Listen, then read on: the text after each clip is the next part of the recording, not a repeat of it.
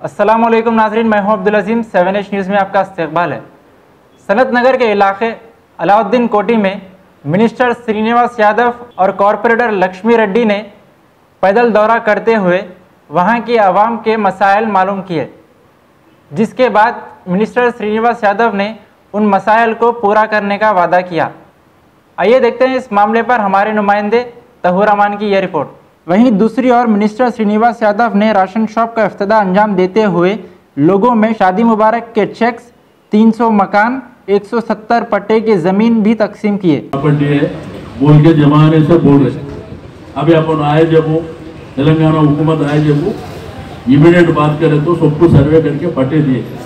चंद लोग लिए, चंद लोग नहीं लिए।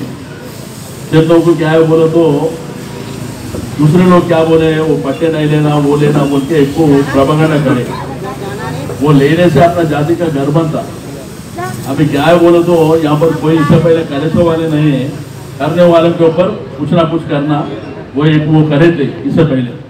अभी मैं बस्ती को भी यही बोल रही थी, किनको पट्टे 100% यहाँ पे कितने लोग हैं उनका पट्टे दे देंगे।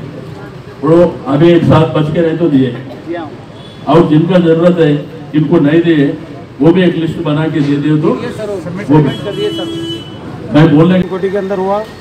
मदरसे के लिए खास तौर पे हम लोग मदरसे के लिए बुलाए उन लोगों को, मदरसे के डॉक्यूमेंट लेके गए और जल्द से जल्द आओ बोले, हम आके एक मीटिंग और मदरसा आपको जल्द से जल्द बना के देंगे, उसके ताल्लुक से बात करके गए। कितने का स्पेस है मदरसा? ये 85 गज के ऊपर है।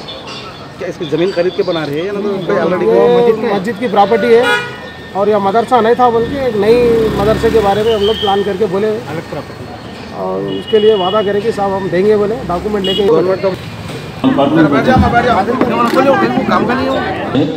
పెన్షన్ కొంతమందికి వచ్చినాయి, కొంతమందికి రాలేదు. రెండోది మనకు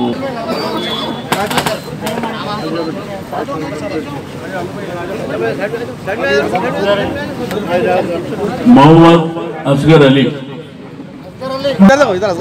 ओके राइट सर, चलो नेक्स्ट। फोटो देखो, इधर देखो, इधर देखो।